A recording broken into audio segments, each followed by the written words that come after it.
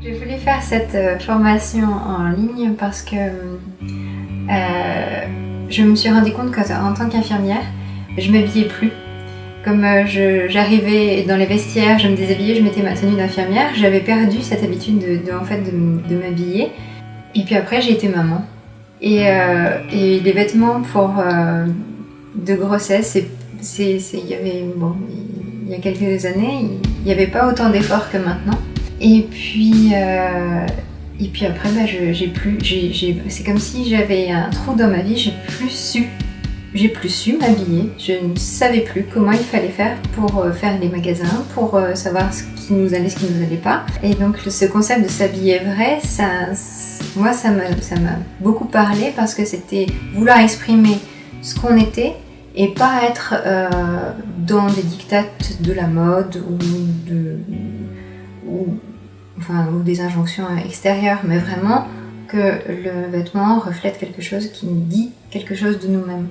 C'est vraiment la formation en présentiel qui m'a connectée à vraiment ressentir ma matière, ma couleur et ma structure. Mais donc c'est le soir de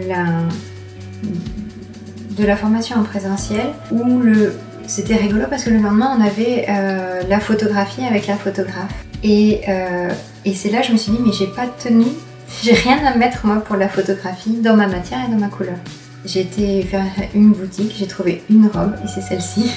Et quand je l'ai portée, c'est vraiment comme si je n'étais plus ni ce à quoi je m'identifie à mon corps ou à ce que mon ego peut s'identifier. Je n'étais plus même une femme, j'étais tout simplement. C'était dans je suis. Et ça suffit. Je suis, j'existe et ça suffit. C'est que le vêtement connecte à l'essence. Avec cette partie essentielle de qui on est, tout simplement. C'est très très fort, c'est très puissant en fait. Rejoignez l'aventure sur www.s'habillervrai.com.